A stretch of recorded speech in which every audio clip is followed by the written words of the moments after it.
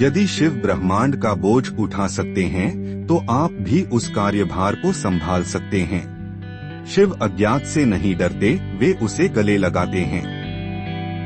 अपनी शक्ति में कदम रखो। शिव का बैल नंदी धैर्य पूर्वक प्रतीक्षा करता है।